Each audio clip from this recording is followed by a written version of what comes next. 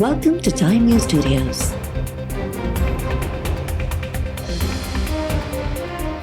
You are watching 12 p.m. Bulletin. वज़ीर आज़म शहबाज शरीफ़ हिक ॾींहं जे दौरे ते कराची पहुची वियो। कुझु देरि में मज़ार क़ाइद ते हाज़िरी भरींदो। शहबाज शरीफ़ सीएम हाउस में तरक़ियाती स्कीम्स ऐं अमन अमान बाबति इजलास जी सदारत कंदो। MQM मूजिबि वज़ीर आज़म मंझंदि 2 वॻे बहादुराबाद मर्कज़ जो दौरो कंदो।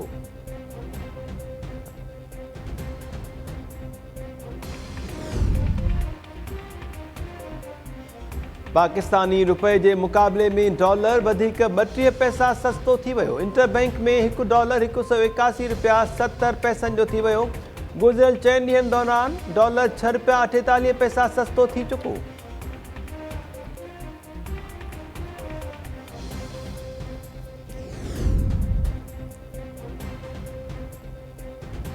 हुकूमत लाइ पेट्रोलियम शयुनि ते सब्सिडी बरक़रार रखणु चैलेंज बणिजी वियो। वज़ीर आज़म शहबाज शरीफ़ जी सदारत हेठि इजलास दौरान ओघरा चेयरमैन जी तेल जी मौजूदा क़ीमतुनि ते ब्रीफिंग। नून लीग अॻवान मिफ्ताह इस्माइल चयो आहे त हिन वक़्तु वफ़ाक़ी हुकूमत पेट्रोल जे फ़ी लीटर ते 40 रुपया नुक़सान करे रही आहे।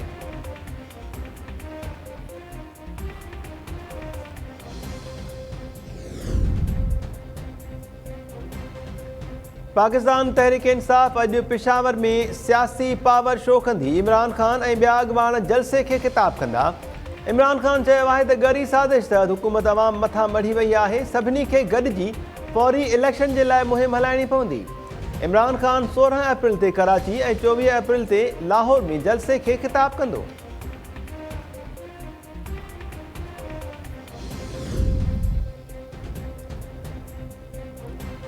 आज़ाद कश्मीर जे वज़ीर आज़म सरदार अब्दुल क़यूम नियाज़ी ख़िलाफ़ बेएतमादी रिथ जमा थियण बाद 15 अप्रैल ते असम्बलीअ जो इजलास तलब। इमरान खान जी मंज़ूरी सां जमा करायल रिथ ते तहरीक इंसाफ़ जे 25 मेंबर्स जूं सहियूं थियल आहिनि।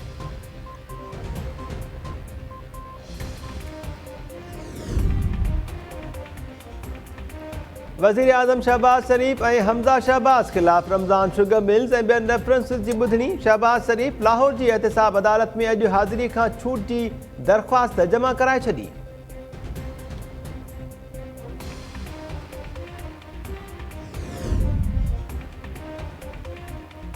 मीरपुर साकरो में शॉर्ट सर्किट सबबि घर खे बाहि लॻण जे नतीजे में पीरसन औरत सड़ी फौत। ख्वाजा पाड़े में शॉर्ट सर्किट सबबि घर खे बाहि लॻी वई, जंहिंजे नतीजे में 65 वरहनि जी बेगम ख्वाजा अजुल जो शिकार थी वई। वाक़े बाद घर में कोहराम।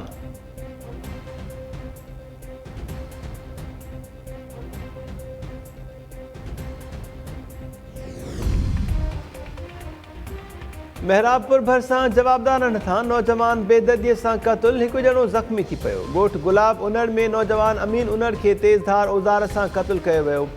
हमले में मुख़्तियार उनड़ ज़ख़्मी। पुलिस मूजिबि वाक़ियो उनड़ बिरादरी जी 2 धुरियुनि में संगावती तकरार तां पेश आयो।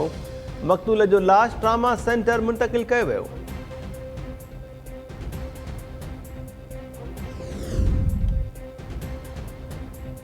ऐं खोस्की में प्राइमरी स्कूल जी भिति किरण सबबि मासूम ॿारड़ो दॿिजी फौत। ॻोठ मोहम्मद सिद्दीक़ में भिति किरण जो वाक़ियो पेश आयो। 10 वरहनि जो मंसूर अजुल जो शिकार।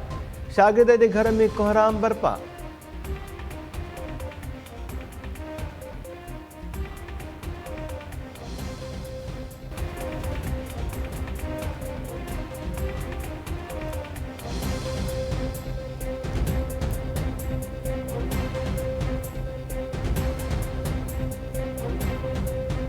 अस्सलाम वालेकुम नाज़रीन, टाइम न्यूज़ में अवां खे भली कार चऊं था। मां आहियां महताब अली।